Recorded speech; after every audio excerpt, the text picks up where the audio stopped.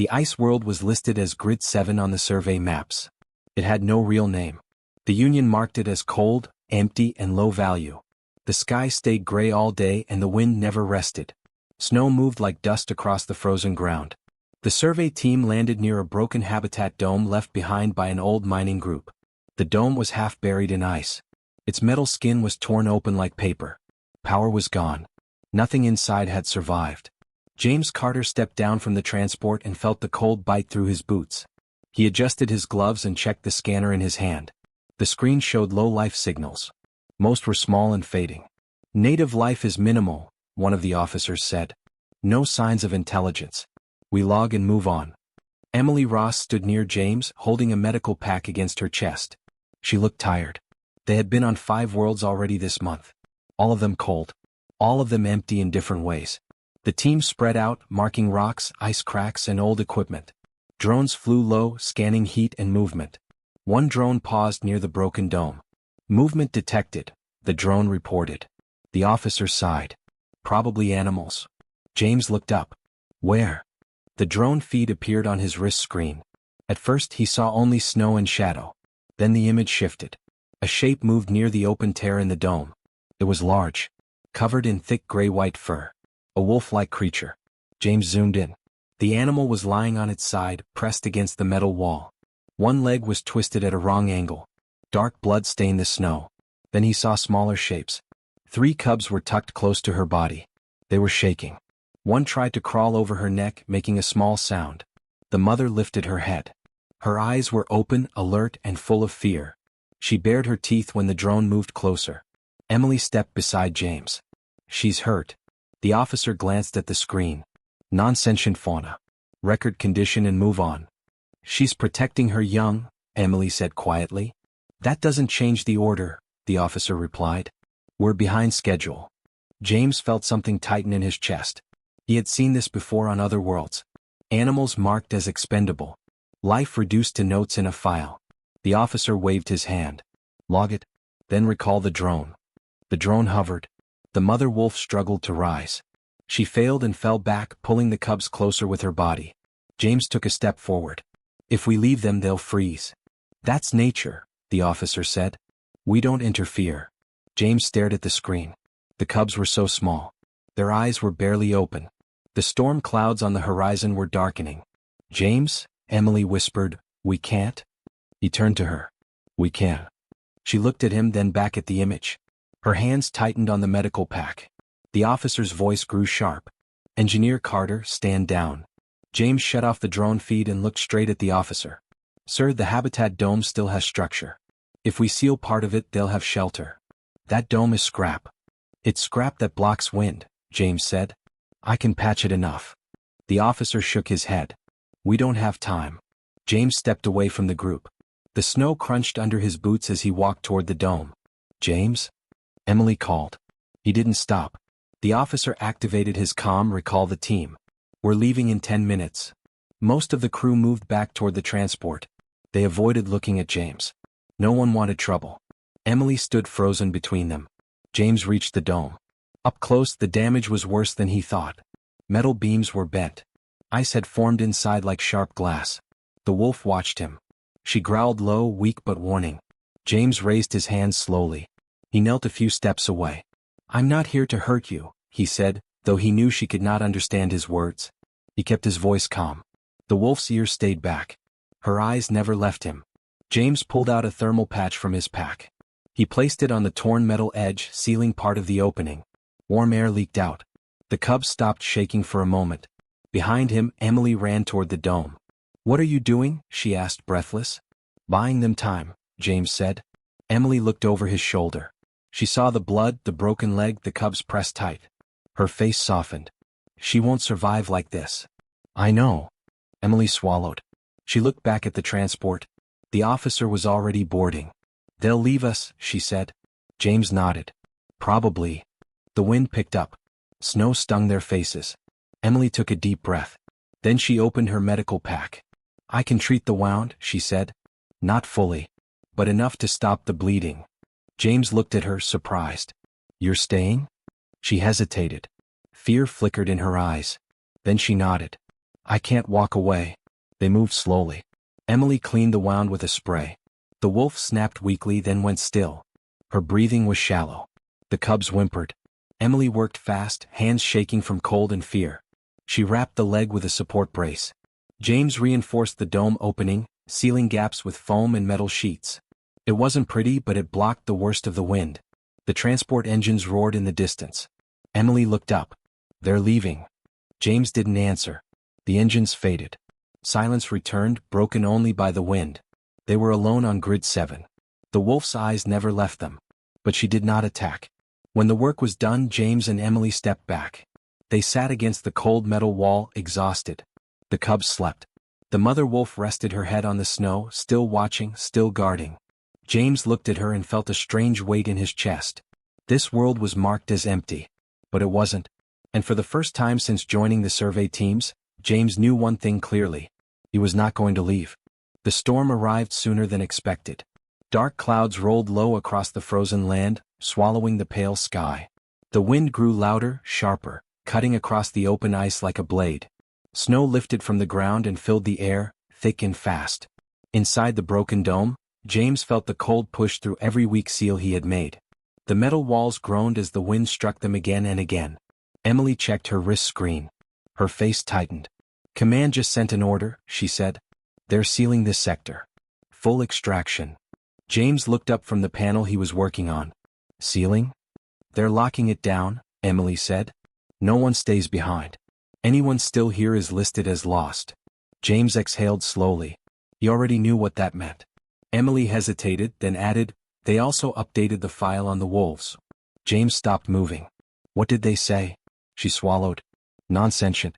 Classified as native wildlife. No protection status. James closed his eyes for a moment. Outside the dome, the wind howled louder. Snow slammed against the metal. So they're telling us to leave her to die, he said. Emily didn't answer. James stood and looked toward the mother wolf.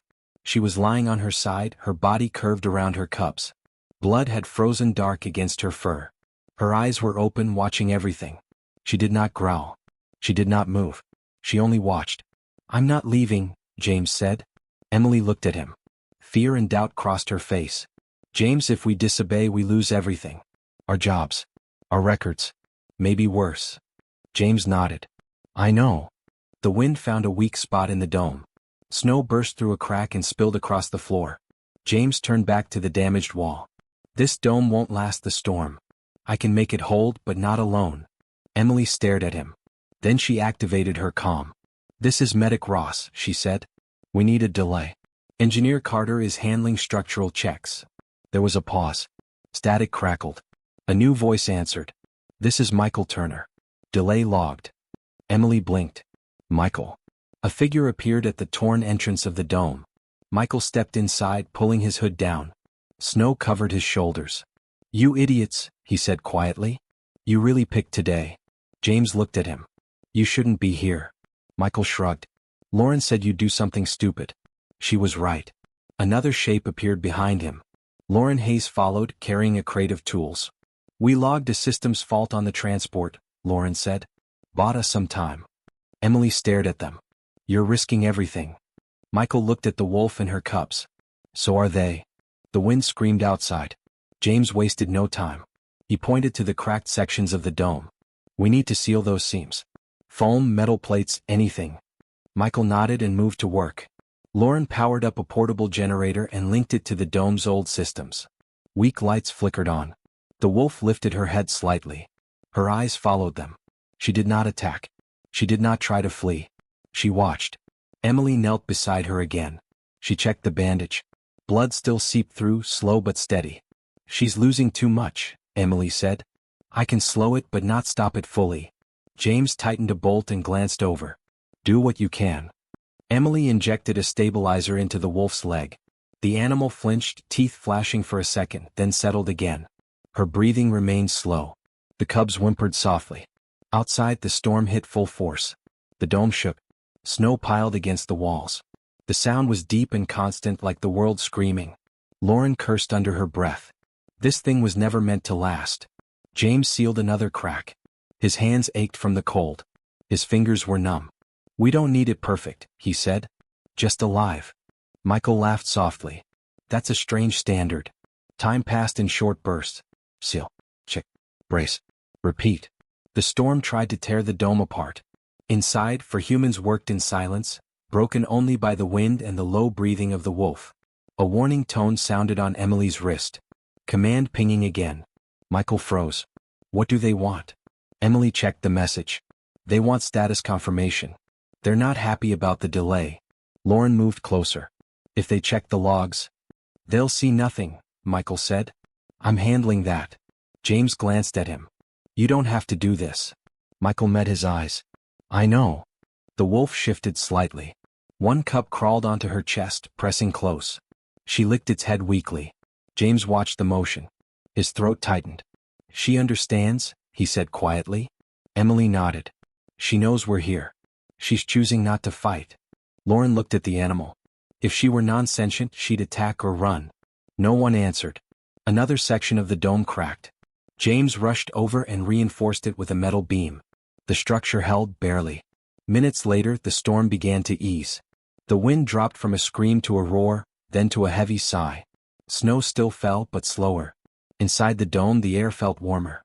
Still cold, but survivable. James leaned against the wall, exhausted. Emily checked the wolf again. The bleeding had slowed. She made it through the storm, Emily said softly. The wolf's eyes remained open. She watched James. Slowly, carefully, she lowered her head to the ground. Not in weakness. In trust. James felt his breath catch. Michael looked at his screen. Extraction team is rerouted. They think the dome collapsed. Lauren exhaled. So what now? James looked around the damaged shelter, the injured animal, the sleeping cubs, and the people who chose to stay. Now, he said, we keep them alive. Outside, the storm passed over the frozen world. Inside the broken dome, something rare had taken hold. A line had been crossed. And none of them could step back anymore. The warning came without sound. James felt it first, a low vibration through the metal floor. The dome lights flickered once, then steadied. The wind outside had mostly faded, but the cold still pressed hard against the walls. Michael looked up from his console. That's not the storm. Lauren checked her screen. Her face went pale. Patrol drone. Command model. Emily stood slowly. They found us. The sound followed a second later. A deep mechanical hum, steady and sharp, moving through the air outside the dome. Snow shifted as something large descended. James stepped toward the torn opening and looked out. The drone hovered above the ice, dark and angular, with a single red sensor glowing at its center. Its arms unfolded, weapons still locked but ready. A beam of light swept across the dome's surface. A cold voice echoed through external speakers. Unauthorized presence detected. This sector is sealed. Prepare for extraction or enforcement. Emily's breath caught. Enforcement means neutralization. James nodded. Of everything. The light moved, sliding over the damaged walls, the tools, the heat signatures. It paused. Non-sentient fauna detected, the drone said. Classification confirmed. Removal authorized. The wolf lifted her head. Her ears went back. Her body tensed around her cubs. James stepped forward without thinking. He moved out of the dome and onto the open ice, placing himself between the drone and the animals. The cold hit him hard, but he did not stop. James? Emily shouted. The drone's sensor locked onto him. Human engineer identified, it said. You are in violation of command protocol. Step aside. James stood still. Snow blew around his boots. No, he said. The drone adjusted its position, lowering slightly. Its weapon systems unlocked with a soft click. Step aside, it repeated. James spread his arms.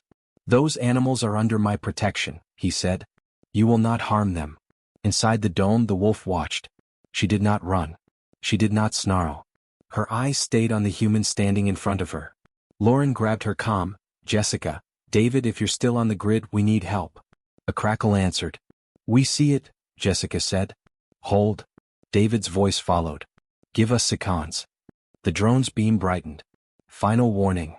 James felt fear rise in his chest, sharp and real. He thought of Earth, of warm air and green places. He thought of nothing else. Behind him, the wolf stood up. Slowly. Carefully.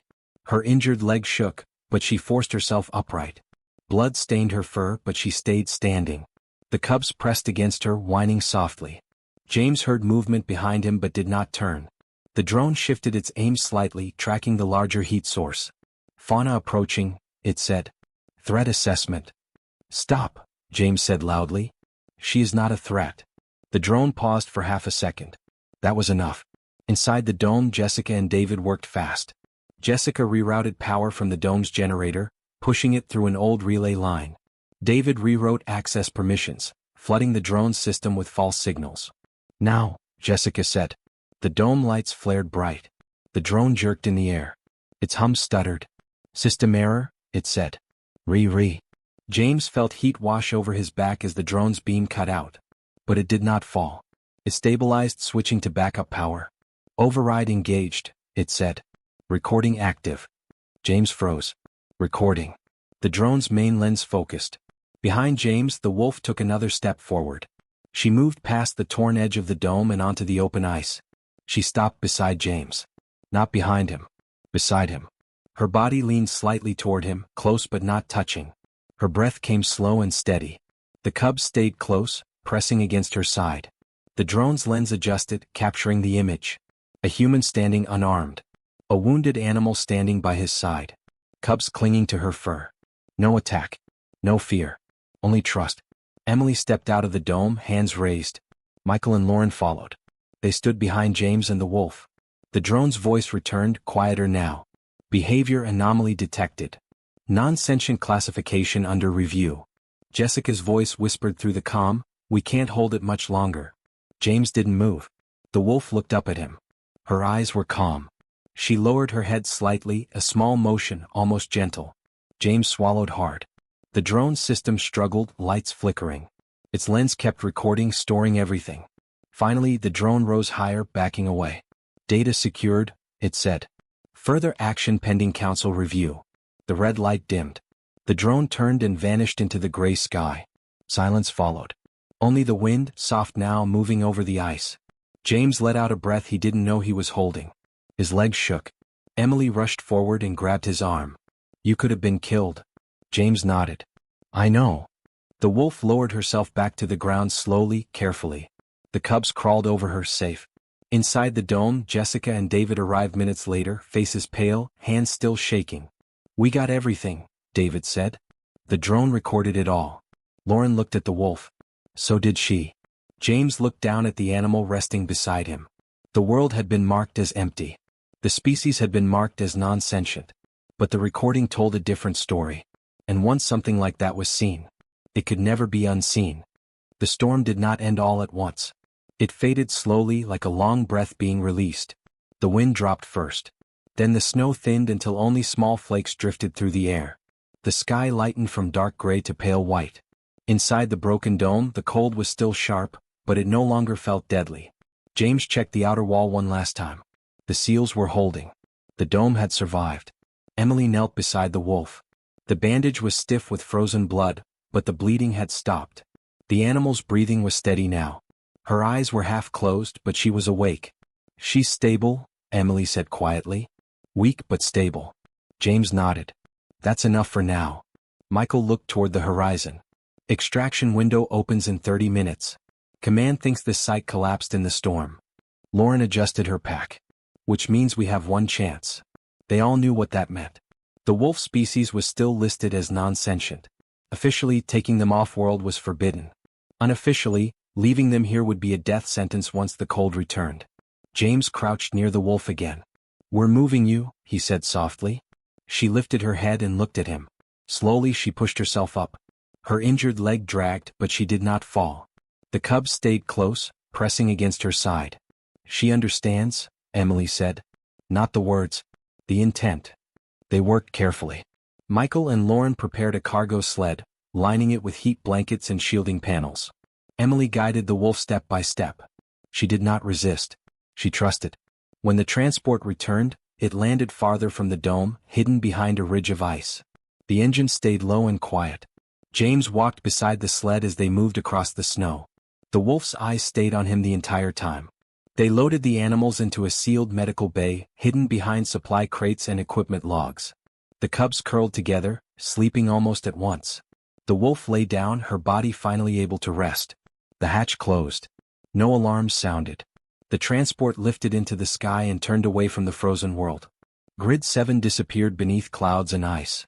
Hours later they reached the relay station. That was where John Miller was waiting. John had not been part of the original survey team. He was a logistics officer, known for following rules closely. He stood straight as the team disembarked, his face unreadable. James expected anger. Instead John said, "I saw the drone footage." Emily stiffened. John raised a hand. "I didn't delete it." Michael frowned. "Then why are we still breathing?" "Because I filed the report first," John said. They stared at him. "I told the truth," John continued. "All of it. The order. The drone. The human intervention. The animal response." Lauren shook her head. "That will ruin you." John nodded once. "Maybe." Daniel Reed stepped forward from behind a console. He was a data analyst, quiet and precise. He held a tablet in his hands. "I added something," Daniel said. "Data from the drone sensors. Audio, movement patterns, response timing." He tapped the screen and passed it to James. "It shows structured behavior," Daniel continued. "Protective positioning. Risk assessment. Emotional response to threat. Communication signals between the mother and cubs." Emily's eyes widened. "That's intelligence." Daniel nodded. "Not human. But complex. Enough to challenge the classification." James looked at John. "Why help us?" John was silent for a moment. Then he said, "Because I saw a man stand between a weapon and a life. And I saw an animal choose trust over fear." He met James's eyes. "I couldn't erase that." The report moved fast. Too fast to stop. Within days the council summoned the footage. A chamber of white light and glass filled with silent figures. Some watched from screens. Others were present in person. The recording played without sound at first. A frozen world. A broken dome. A wounded animal. A human stepping forward. The footage slowed as the wolf moved beside James. The cubs clung to her. The drone hesitated. The sound returned. Orders. Refusal. Silence. Trust. The council members said nothing. They watched it again. Then again. Data overlays appeared. Daniel's analysis. Heart rates. Movement timing. Protective choices. No signs of aggression unless threatened. Finally a voice spoke. "This contradicts prior records." Another answered, "The classification is flawed." A third said, "The human violated direct orders." "Yes," the first replied. "But prevented unnecessary loss of life." The chamber went quiet. James stood at the center, hands at his sides. Emily stood near him. Michael, Lauren, John, and Daniel watched from the back. James expected punishment. He expected removal. Instead, the council chair spoke calmly. "This review is not about discipline," the chair said. "It is about definition." The footage froze on one frame. A human and a wolf standing together. "This moment shows choice," the chair continued. "Not dominance. Not force. Choice." The image faded. "The species classification will be suspended pending further study," the chair said. "The extraction team will not be penalized." Emily let out a quiet breath. James closed his eyes for a second. The chair added, "The animals will be placed under protected status." A ripple moved through the chamber. The meeting ended without ceremony. Later, in the quiet of the medical bay, James sat beside the wolf again. She was awake now. Her eyes followed him as he settled near her. The cubs slept warm and safe. James rested his hand on the floor between them, not touching. The wolf lowered her head and rested it near his hand. Not close enough to touch. Close enough to choose. Somewhere far away records were being rewritten. But here, in this small space, something more important had already changed. Mercy had been seen. And once seen, could not be ignored. The decision did not come with celebration. It arrived as a short message on a plain screen. World reclassified. Native species protected. Survey protocols updated. James read the words in silence. The frozen world was no longer marked as expendable. The wolf's kind was no longer listed as non-sentient. They were now recorded as a protected life form, capable of choice, communication, and social bond. It should have felt like victory. Instead, James felt tired. He stood in a small review chamber, hands clasped behind his back. Emily sat behind him, watching quietly. Michael, Lauren, John, and Daniel were not present. This part was his alone. A council officer spoke from the screen. "Engineer James Carter. You knowingly disobeyed a direct order. Yes, James said. You interfered with a sealed operation. Yes. You endangered yourself and others. Yes. The officer paused. Do you regret your actions? James did not hesitate. No. The officer studied him for a long moment. Then you accept the punishment. James nodded. I do. The screen went dark. James was removed from active survey duty. His access was limited. His future assignments were placed on hold. He was not imprisoned. He was not praised. He was simply set aside. Emily met him outside the chamber. It's not fair, she said. James gave a small smile. It's fine. Weeks passed. James worked in storage bays and maintenance tunnels. Quiet jobs. Cold metal. Long hours. He did not complain. Sometimes, late at night, he thought of the frozen world. He wondered if the wolf still lived. If the cubs were growing strong. If they remembered him at all. Then one morning, everything changed. Emily ran into the bay, breathless, her eyes bright. James, she said. You need to come with me. He wiped his hands. What's wrong? Nothing, she said. Everything. They walked quickly through the station halls. When they reached the council office, James stopped. I already accepted. I know, Emily said. Just trust me. Inside, the same officer waited. The screen lit up. Engineer Carter, the officer said. Your punishment has been reviewed. James stood still. Following the reclassification, the officer continued, your actions are no longer considered interference. James looked up. They are now recorded as first contact support, the officer said. Your record has been cleared. The words took a moment to sink in. Emily smiled. James let out a slow breath he did not know he was holding. The officer added, you will not receive commendation. But you will not be punished. James nodded. That's enough. Months later, Emily returned to the frontier. Not as a medic on a survey team, but as an observer. The transport landed gently on the ice world once called Grid 7. The sky was clear this time. Pale blue stretched across the horizon. The cold was still sharp but calmer. The broken dome was gone. In its place stood a small shelter built carefully into the ice. Not human-made. Not fully. Something in between. Emily stepped out onto the snow. The air was quiet. No drones. No weapons. No orders. She walked toward a ridge overlooking the valley. She stopped. At the top of the ridge stood a familiar shape. The wolf. Her fur was thicker now, marked with silver streaks. Her injured leg bore a scar, but she stood strong. Her eyes were calm. Beside her stood three larger shapes. The cubs were grown. They were not cubs anymore.